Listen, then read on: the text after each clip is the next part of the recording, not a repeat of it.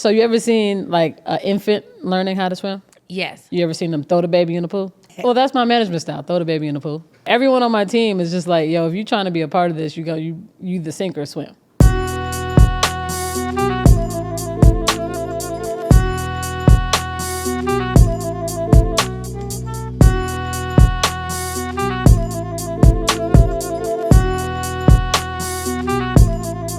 Hello and welcome back to another episode of Select Conversations Season 2, hosted by me, Rachie Jackson, presented by Ally. And I am so elated to be sitting with my good sis, Kei Henderson.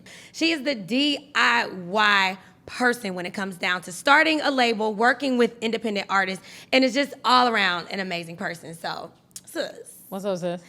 Hey. Hi, thanks for having me. Of course. Thanks for coming. I'm really excited for you to just share. Yes. And for everybody to hear what you have to say and pick up what you're putting down. Because what you always do is put it down, okay? That's a fact. Like you have a lot of knowledge within you. But one thing that I do want to start with before we get into our conversation is just who you are as a person. Sure. Like give us the backdrop.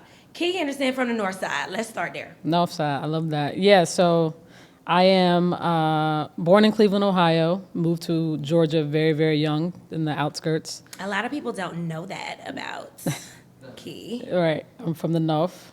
Think of Migos when you think of me. North Side. I'm the fourth Migo, honestly. Truly. I started music really as a fan. I majored in journalism. I was obsessed with music culture. I was obsessed with Vibe, Double XL, The Source. Complex came a lot later, but I was just obsessed with everything music, and I studied it, much like most of my peers, right? And, wrap up magazines all over my wall, things like that. And so I went to school for journalism, and then I got an internship at The Source and Complex in the same summer. This was like 2005, my third year of college. And that was my first intro into New York and the possibilities, because I do think that New York is the center of the world. Tell the people where you went to college. I went to college at Elon University. It's a PWI. It is not at HBCU. We know. Well, I know. Look, well, we know. Okay. You got HBCU in you. I feel like I'd still be at a HBCU if I went to a HBCU. Mm-hmm, of course. Yeah, meaning which I would have one? never graduated. Oh, you mean? It's a lot of distractions. You think so? Absolutely. That Spelman? is such I'd still be at Spelman right a now. controversial thought. Like, I did not facts. think you were just going to sit in front of me and say that. I mean, but it's facts. Have you seen the women at Spelman? I mean, I have, but I don't swing that way. So. Okay, right, respectfully. Anyway, Truly. back to the program. Right. I told y'all we were going to kick it. We're kicking it. Okay? This is LGBTQIA safe programming, right? Come on, intersectionality call out. All Yes. right, cool. I love it. Indeed. I graduated from Elon and thought I was going to move to New York, but obviously it's a very expensive city. My mom was like, you thought. And so I graduated and started blogging and throwing parties. And my parties were really targeted towards the subculture of Atlanta, which is your black hipsters, skinny jeans before skinny jeans was a thing. You know what I mean? The crowd that shopped at Wish, Yes. the crowd that loved streetwear. Yes. Atlanta era. Yes. So this was 2006 through 2009. I'm just kind of getting it popping in the city as far as a promoter, blogger, and that sort of thing. And at one of my events, somebody came up to me. His name is Grip Plies. May he rest in peace. Yes. He came up to me like, yo, these are the kind of people that should be buying my music. These are the kind of people that should be coming to my shows, buying my merch.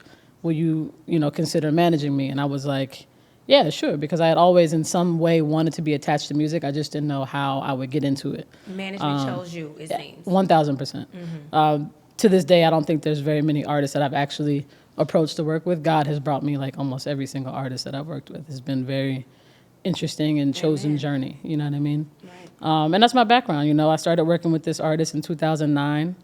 And then, soon after that, I started working with an artist named Saya. She's Young M.A. before Young M.A.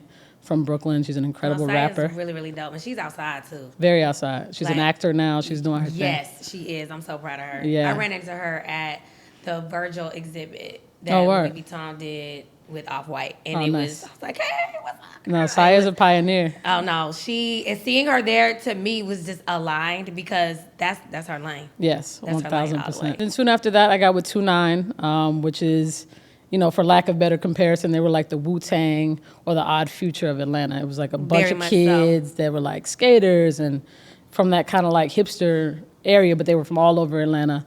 And then, I worked with a couple other co-managers with them, B. Wright, Dez, Meezy. The homies. And I'm yeah. just sitting here like letting you tell the story, but I want to jump in with 10 different things that came to my mind, of course. Shout out 6 Degrees, B. Wright and Dez. They Yes. Hey, are friends. the go-to agency in Atlanta right now for experiential. Premier. So I've been knowing them since they were probably freshmen or sophomores in college.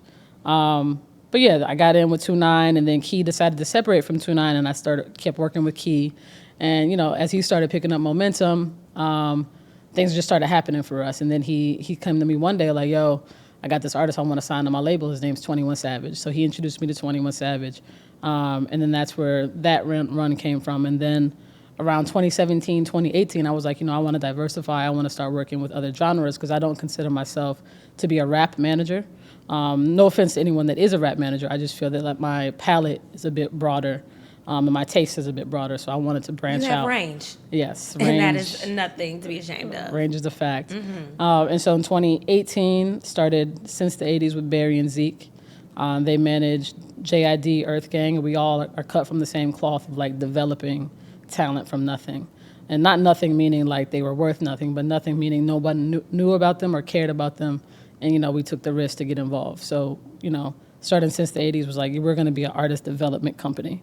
We want to be looked at like a Motown, like a LaFace, LVRN. Like we want to take artists and like really help them, grow and flourish. And that was a great run. I think we had learned a lot about like running a label and what that looks like and what it's not, because we walked away from that situation like, yo, this is way different than we had actually thought it would be. Right. Then in 2021, last year, I decided, I want to go solo again and just set up my own shop. It was just feeling like, the situation I was in was not serving me. We had different ideals in mind in terms of like artists to focus on or monies to put towards artists. Like we just had different ideas. And so it didn't work out with Since the 80s. And so I decided to start my own thing, Third and Hayden. And that's where we are today. That was that smile. A swirl of a timeline. And I have had the pleasure of watching your career for so many years, like courtside, if you will. Okay, I was there at a lot of different things and a lot of different moments. And your career, in my opinion, is just so thoughtfully organized and just beautifully made. And I think it's that way because you were never afraid to pivot. And oftentimes in management, especially when you're managing underneath your own label or, in a DIY independent situation, you get locked in because you're afraid to walk away because you don't want to feel like you failed. Right. Or didn't show up or just didn't continue on a path that you set out or set, your foot forward to achieve. And talk to us about pivoting, why it's important and when is the right time, or how do you know within yourself when it's the right time as a manager? Sure. So, I think the skill of pivoting comes from just like bumping your head and making mistakes, right? You don't really learn to trust your intuition right out the gate because you're so hungry to get to a certain point that you're just doing any and everything to get there, right? And so for me, it was like I had wasted quite a few years on artists that necessarily, didn't have the same kind of work ethic or didn't want it as much as I wanted it. Because I'm a very passionate person. I don't make music, but I'm an artist. And so I get really, really involved and hands-on with every artist that I work with. But if I see the energy is not matched, then it's like, okay, this is probably not a situation that's going to work for me because I'm not going to outwork you. You shouldn't have to call a grown adult to show up to work. You know what I mean? Hello. That's just not good business. That's not it. Nobody has time for that. I don't have kids. I have a dog. And that's the only living thing that I am like responsible for like telling to do something, right? And so at some point you just have to like kind of weigh the pros and cons. Like, okay, is this worth my energy? Is this worth my time? Is this serving me? Is this along my journey too? Because sometimes you'll just be working on something that's not even aligned with where you want to be in 5, 10, 15, 20, 25 years. But a lot of even knowing that doesn't come with, that comes with some wisdom. That comes with just experience and learning things and falling and making mistakes. Because whether people realize it or not, the mistakes are a part of the journey. The failures are part of the journey. You know what I mean? The times that I've fallen down is like, I had to pick myself back up. But I'm also a very was like almost like a very self-sufficient person. I always have been. I'm an only child. I've always nurtured my own self to get out of certain situations, right? Or to pick myself up. Right. And there's been moments where it's like, okay, maybe I need therapy to pick me up. Like there's been low moments where I couldn't do it by myself. Right. And so you have to like kind of listen to yourself, listen to your body, listen to your mind. And when things aren't serving you, you gotta, all right, I gotta go this way. This ain't working out. Exactly. You know what I'm saying? Yeah. And throughout your career, you wore a lot of different hats. A ton. So when we talk about what's not serving, is there anything that you felt that you did where you were like, okay, yeah, this does not work? And then, or something that you did do, or a role that you did take, or a side job that you had that might not, to the naked eye, have been seen as related to your career journey or related to your career path that actually did help along the way? I'll speak to that. Like working as a promoter, I think helped me to understand like getting people into a space. And when you're working with DIY artists, you're sometimes producing your own shows, your own tours. And so kind of just knowing like how to organize and produce an event is something I wouldn't have thought that I would actually need, but I actually still use it to this day. You know what I'm saying? Right. So that's something that for sure is like, I probably won't need to know this later, but I actually use it very frequently. And I'll be honest, I don't think there's any jobs that I've actually done where I was in it and it was like not aligned with my path. I don't think that, God makes mistakes in putting me in certain places. Amen. That's just Pastor Key said it. is what it is. Even from working in streetwear, like I worked at 10 Deep for a bit as a marketing manager, that helped me bust my chops in terms of like how collaborations work, how boutiques work, how buying works. Like there's a lot of information that I gather from that job that like actually helped me with artist merchandise, artist promotions, doing collabs with other brands. Like everything that I've done has served this path. And I think that's why it looks so calculated and so intentional, because it kind of is. Even when I feel like it's not, I'm like, oh, should I be doing this? Do I need this money? But God knows that I need that money. And so they're like, yep, that's why I sent it to you. You know what I'm saying? Go out and get it. Yeah, of course. Yeah. So when you choose an artist, we agree that God knows all, sees all, and aligns all. But what do you look for? What makes your eyes light up? What makes your ears pay attention when you encounter an artist, whether it's in person or you just randomly hear a song? Because I'm a girl, you be outside. That's one thing. I really admire that about you. I'll call you one day. Where are you? Oh, Oregon. Doing what? At this open mic. I'm just, pushing up on this artist. Right. And that is just so admirable. Yeah. But when you, outside of your explorations, always where in the world is Key San Diego? But aside from that, Yeah, what do I look for? what do you look for? What draws you? First the product, obviously. The music has to speak to me in a way that's like just genuine. Like I have to genuinely feel like, oh, this is a good song or this is a good album. So first the product, right? And then from there it's kind of vision. And I think I look at an artist's vision from like, you can gather that information from music videos, from their Instagram page, just in how they curate their own brand is super important to me, because I'm a marketing person first. Like, and I enjoy marketing some shit. And so an artist that understands like, all right, I'm here now, but I want to get to here, and they kind of have an idea how to get there, that excites me, because then that's something to work with. You know what I'm saying? Work ethic is probably number 3. You know what I mean? Like I can't work with an artist that is waiting on me to tell them to do something, because I'm not selling the music. I'm not, getting in front of people performing. I need to see a work ethic. Right. That's super important. Yeah, gotta have some giddy up about yourself to keep up with Key. For okay, sure, for sure. She works. Kim K was not talking about her. Okay, she gets up every day and works. Yeah, this is a fact. Yeah, and I think now, older, the last thing I look for is how they treat people and how they respect others. That's a big one. Dive into that. That's a really, really big one, because it's important just to be working with people that respect you, right? And that speak to you in a way that feels like you're welcomed in their space. You know what I mean? And it should be mutual. You know what I mean? So every artist that I work with, I feel like they just have a genuine respect for me. And that's important, because at the end of the day, it's like, I'm not doing this for shits and giggles. I'm doing it because this is my life, right? And it's their life too. So I want someone to treat their job with the utmost importance and treat me with the utmost importance. And when they walk in rooms, they greet people, they talk to people. You know, they're respectful. You know what I mean? That's so important because you can be working with somebody and it takes away from your mental health. And if your mental health is like, you know, in the gutter, then you can't really actually do your job at 150%. Because I work at 150. Most people working at like 175, I'd say. Most people trying to work to 100. I'm working at like 150, 175. So if my mental health is down or my frequency is low, I can't really be around you. And it makes my job hard. Right, for sure. And I think that the root of a lot of that is love. And I think 1000%. we don't really talk about that enough because I tell artists that I work with and teams that I work with, I'm not here if there's no love there. I go where I'm celebrated and appreciated, and that will always be reciprocal. Right. And I feel that, you know, as an independent artist and as an independent manager, label, team, you always have to have love there. 1000%. If you have an issue, you should be able to show up as you, no matter what that looks like, and people allow you to do that and know that it's coming from whatever place it's coming from. But you got to trade love. Yeah, it starts with love, 1000%.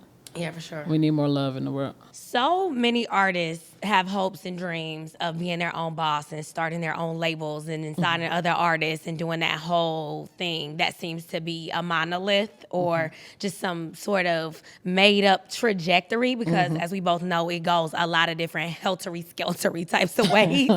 So to iron that out and to kill the noise, to myth bust, if you will, what are the proper steps before you know it's time for you to start your own label? That's a great question, actually. No one's ever asked me that.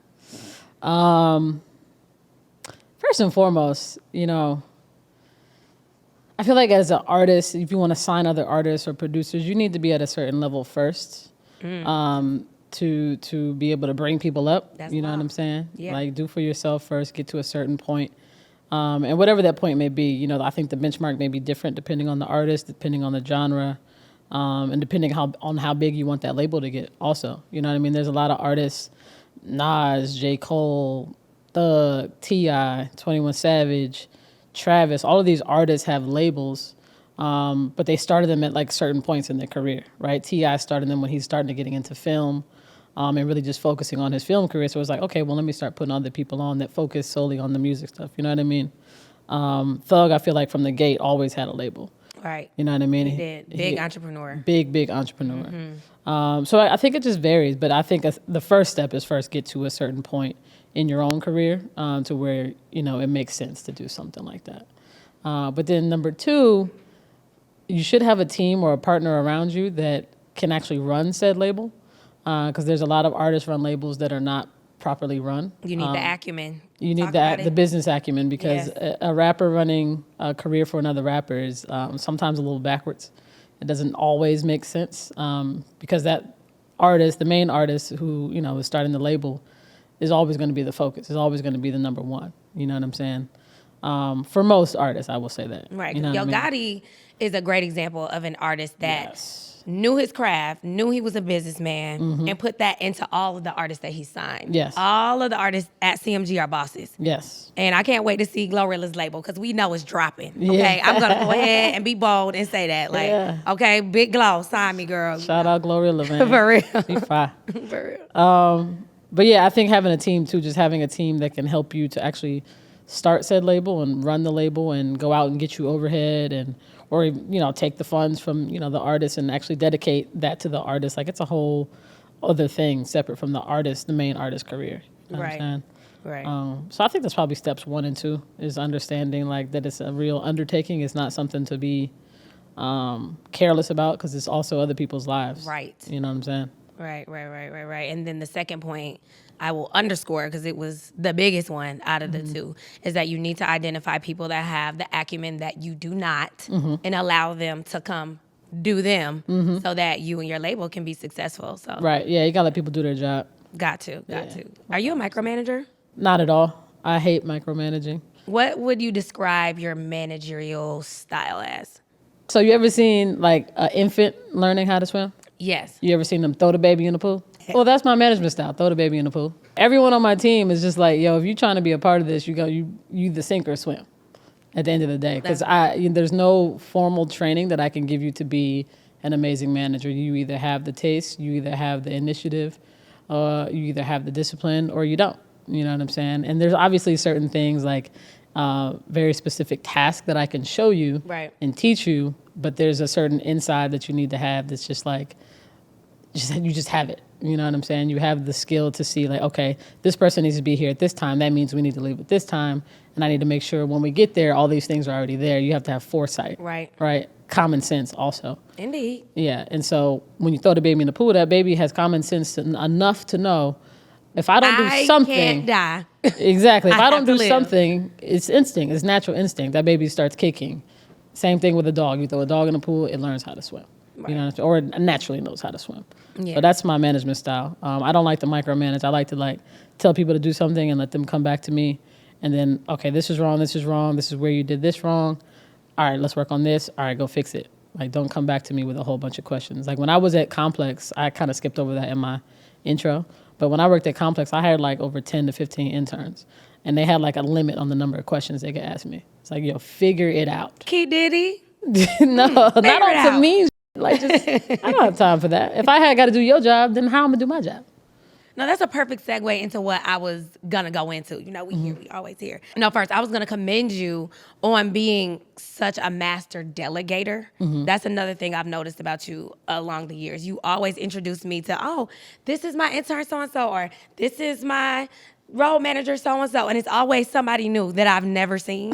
And then they turn up. Like in a couple months, it's like, now I work at Spotify. Now I'm an intern at UnitedMasters. There's always an opportunity with working with you. 1,000%. So if there is anyone out there that wants to figure out how to align with you, how do they connect? How do they reach out? What should they work on before they even step to you? What should they work?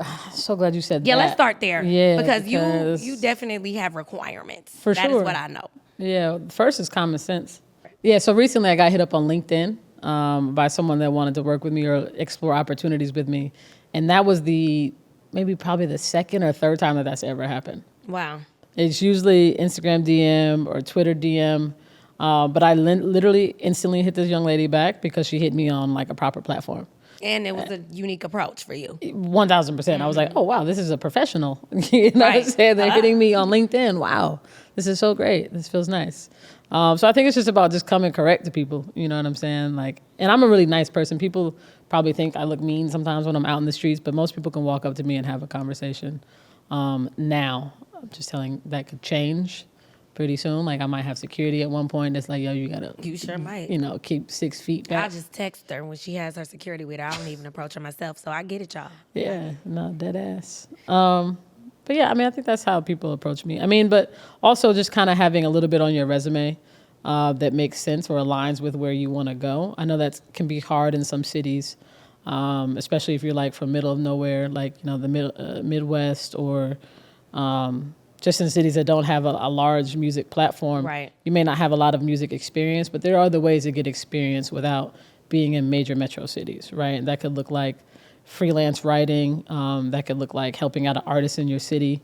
You know what I mean? Like that kind of stuff, like taking the initiative to get something on your resume, no matter where you are, I think says a lot. Got you. Yeah. And back to what you were saying about presentation and how sometimes you feel that people think you look mean or whatever. Do you think it's because of the way that you present yourself through your sexuality? Has that ever been an issue for you? I don't know if it's really my sexuality that scares people. I think, sometimes I could be up here, out like as much as I try to be present, right. I'm always thinking about stuff I have to do, like especially work. So oftentimes I'm probably not as zoned in as people may think. And so they look at me and think, oh, I can't walk up to her, but I'm really a sweetheart. I'm pretty nice. You are. And approachable. And you're a great friend too, I would say. Oh, thank you. If you don't already, I really need you all to follow Kei on Twitter because she airs it out. Her handle is Kei Opens Doors. Yes. KEI Opens Doors. Yes. And I really love the way that you are so transparent about the way you feel about music, about development of artists, and about the treatment of artists. And I really think that my favorite or my most interesting take of yours currently, because you have a lot of hot ones, a lot of hot takes over there. But it's the role or your understanding and your opinion on the role that major labels play in stunting the growth of developing artists by being so reliant on analytical data. 1, 2, 3, fight. Yeah, here's the thing. What's the thing? What's the thing? Here's the thing, and I'm not really sure, who will be offended by this, but I think a lot of labels are very lazy.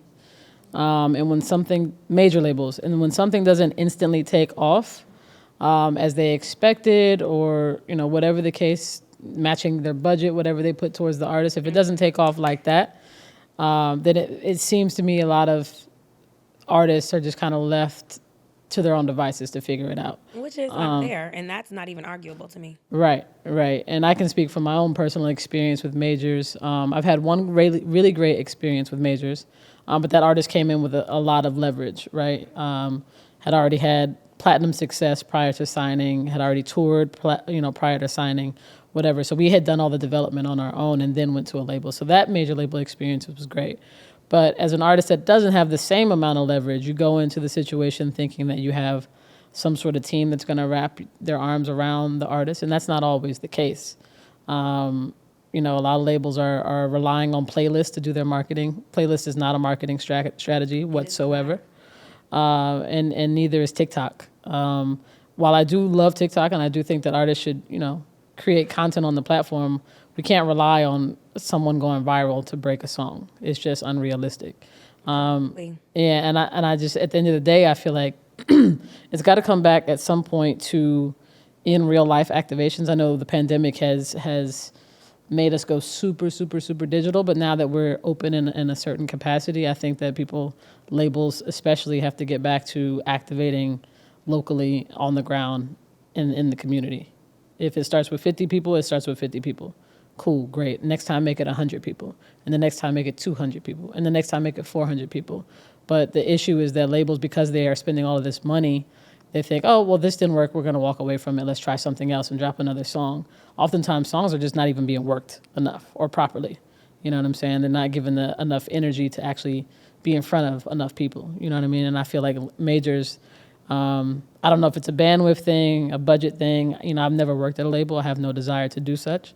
But they don't seem to give the same kind of care as like independent labels like a QC or like LVRN, like a Since the 80s, like a Third and Hayden. Like we really, EQT as well, we really put in a lot of energy into a song, into an artist, into a project. You know what I mean? And major labels are not seemingly as capable of doing that.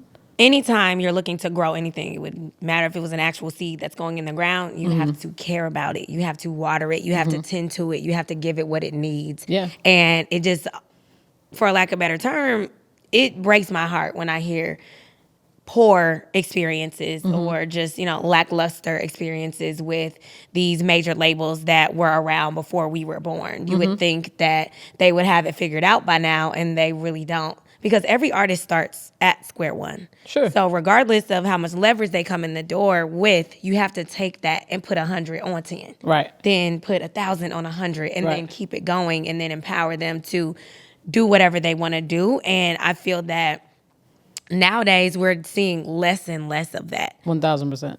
Yeah. Labels seem to go, they're like in this, remember when single deals were a thing? Right. Or like ringtones. It's like, it's almost like they're back at that. Like, oh, you went viral? Bet we want to sign you. Here's how much money we want to sign you for.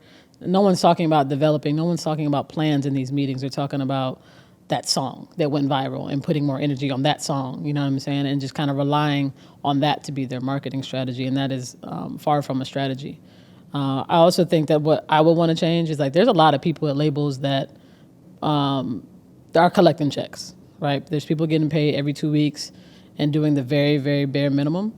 And that culture has just got to stop. You know what I'm saying? Like if you're just there to check a box for your boss to tell somebody you did it, that's just not enough. Or for the clout, because we see that a lot too. Yeah, the clout chasing, I guess, is a A&Rs thing. these days are a little different. It's not everybody. I know a lot of really quality A&Rs and A&Rs that are flashy, that earned it. Yep. And then I see a lot of cap on these apps. Whole lot too. of cap. Whole lot of So cap. if you're listening and you're aspiring to be an A&R for the vanity, just don't do it. Do it because you love music and do it because you love the craft. Right. Because this is people's lives at the end of the day. Exactly. Especially like there's a lot of artists that, that may be the only thing they can do. There's a lot of people that, don't feel like they can go out and get a job and survive and live the lifestyle to take care of their family. So when you plan with somebody's life like that, like it's personal. It's no longer business. And there's people that you get paid every 2 weeks.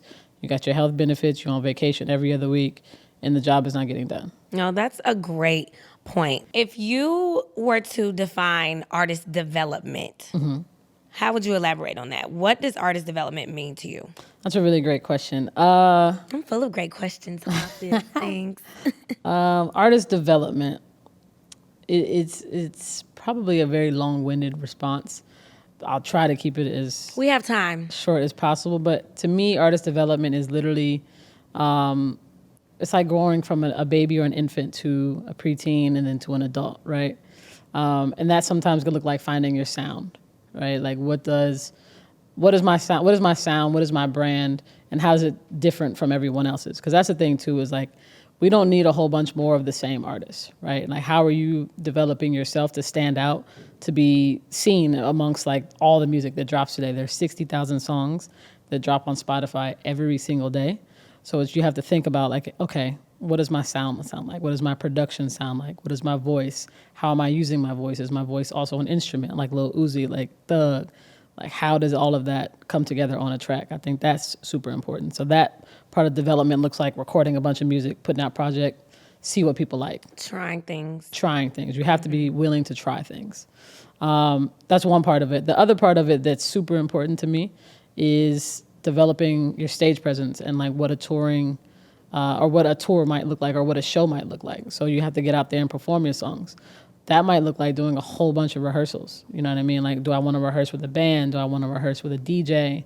What songs are a part of my set? How do I close my set? How do I organize my set? All of that is developing an artist. What does my set design look like? What does my video visuals look like? All of that is super important to developing as an artist, because at the end of the day, like, essentially fans are going out there to buy tickets to see a show, right? Or they're coming to your show to see you. And if your shit's not together, then you have to spend some time developing that. You know what I mean? For sure. So figuring out the kinks and ironing them out. 1,000%. Once you know where the kinks are or what the kinks are. And identifying those. Yeah, absolutely. And then also your look. What does your brand look like? And that goes from your YouTube videos to your Instagram content to your TikTok content. What do you wear on stage? You know what I mean? Because all of that really matters. At the end of the day, is developing that too. It definitely. The brand is so important. Great answer. Yeah. Yeah. Presentation matters. I don't care what nobody says. Even if you got $50, Decorum. that's it. Brush your teeth. Slick your edges down and handle business. We love decorum. That's so professional. Exactly. Professional. I like that. Yes. So the term A&R, like A&R, throughout the music industry, I've noticed that so many people that eat from people that identify as seasoned all the way down to just new novices or entrants, they have a different definition for that term. Sure. What does it actually mean? Oh, don't ask me. I feel like, that changes every day right now. In my opinion, or the A&Ring that I've done, that is sometimes as simple as putting an artist in with a certain producer, and knowing that they'll mesh and find chemistry.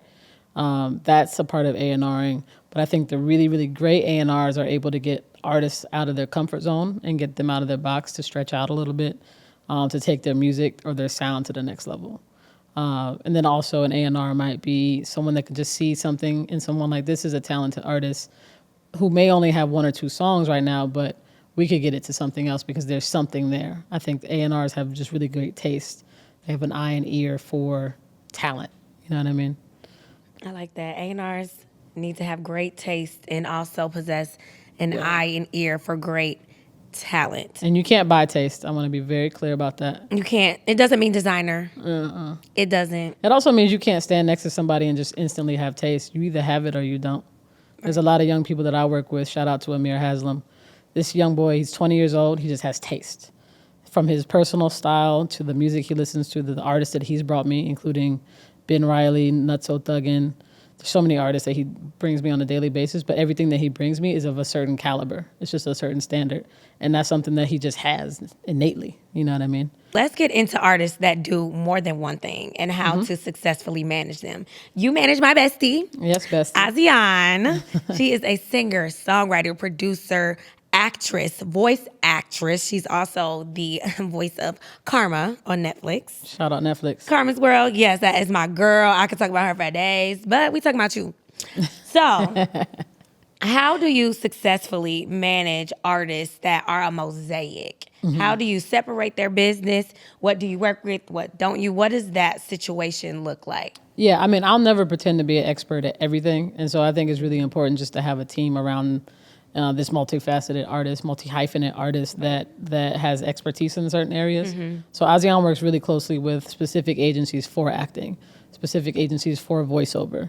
And then, I focus mostly on the music side of it, but then, they all kind of like speak to each other, right? Like we all stay in communication on like when music is dropping, when she's going on the road, because then we can kind of take advantage of smart. certain opportunities, right? So if I'm always in constant contact, then it's just like we're just rolling like a well-oiled machine. Like I don't try to do everything. I'm not trying to do everything.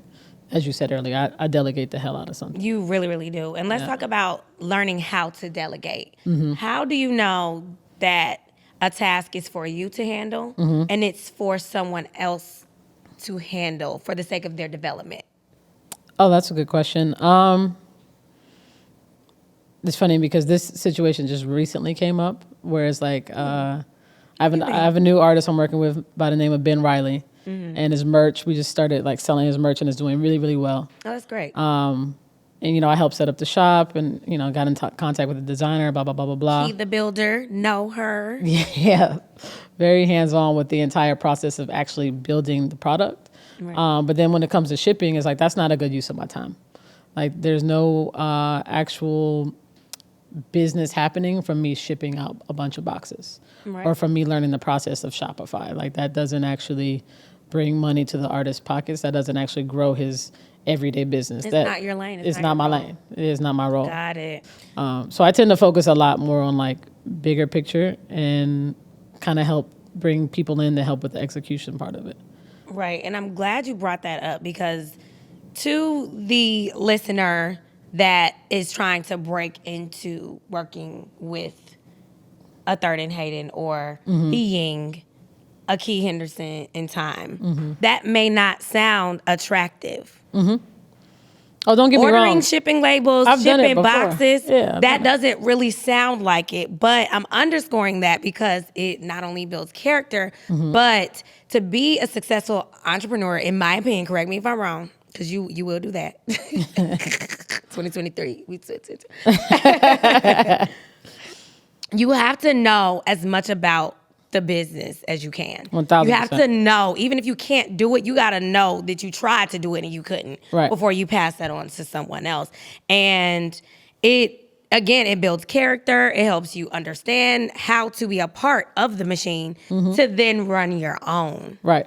1000%. I mean, and that's not to say that I can't do it. I've done that before, right? When we started 21 Savage's merch, all of that was being shipped from my apartment.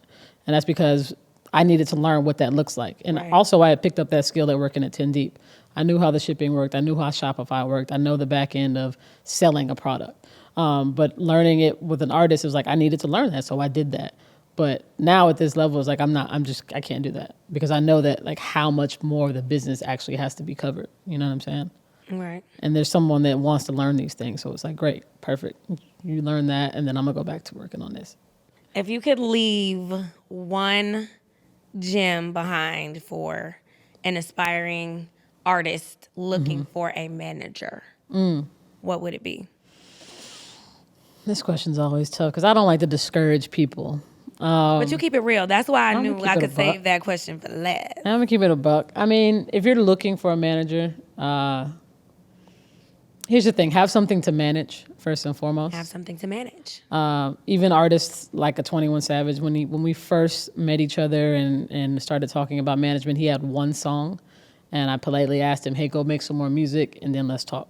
because there was nothing to manage. I can't manage an artist with one song. What I'm gonna do for you? And he did exactly that. He came back with like 300 songs, and then I knew I had something to work with. Don't play with Savage. Yeah, don't play with that boy. Like, he came back and was like, let's go, and I was like, great. So have something to actually manage first, right? A product.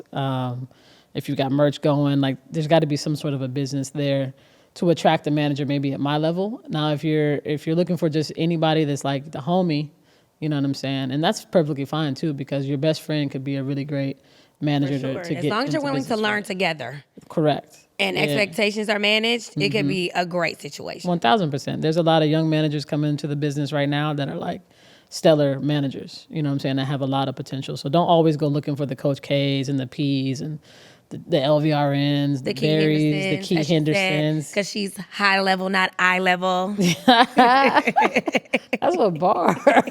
I mean, Jay-Z quote. I like that. Yeah, have something to manage. I think that's the main thing when looking for a manager. Okay. Most managers are going to find you, though, also. That's true. You know what I mean? Be in the right places to be seen, to be picked up as a talent. Do the showcases, come to the conferences, you know what I mean? Like, be active in your local community, you know what I'm saying? Right. Because I actually go to things like that. I like going to shows to see an artist perform, you know what I mean? Not every A&R or manager is like that, but I enjoy that part of it. I speak to a lot of independent artists, and my DM is rampant with the, do you manage? Can you manage?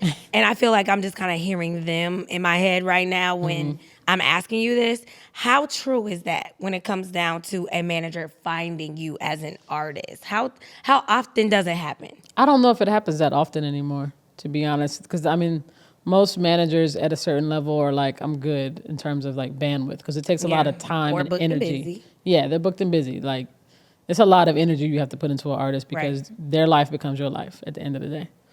So it's probably a little less frequent, but then also don't shy away again from the brand new rookie managers that's never managed an artist. If you have somebody that's like, yo, I'm just super passionate about your music. Your last project was this, that, and the third. I'm connected with this, that, and the third. I'd love to help you get somewhere. That's somebody that's passionate about you. And all you need is somebody that's passionate about you and your music. And that has a plan, exactly. Because the resources come. The contacts come with time. You know what I'm saying? The experience comes with time. You're going to make mistakes. Everybody makes mistakes. I still make mistakes. And I learn something literally every single day. And so if it's a young manager that's never managed before, that doesn't mean that they can't do it. You know what I mean? Like, we're not doctors. We're not curing cancer. I'm not, doing open heart transplants. You're not. This is like really not your thing. Basic things. You know what I'm saying? You can learn this. You know what I mean? As always, thanks for listening and thanks for watching another Select Conversation hosted by me, Rachie Jackson, presented by Ally for UnitedMasters. Kei, thank you so much for coming through. I really appreciate you. Thank you for having me. I appreciate y'all.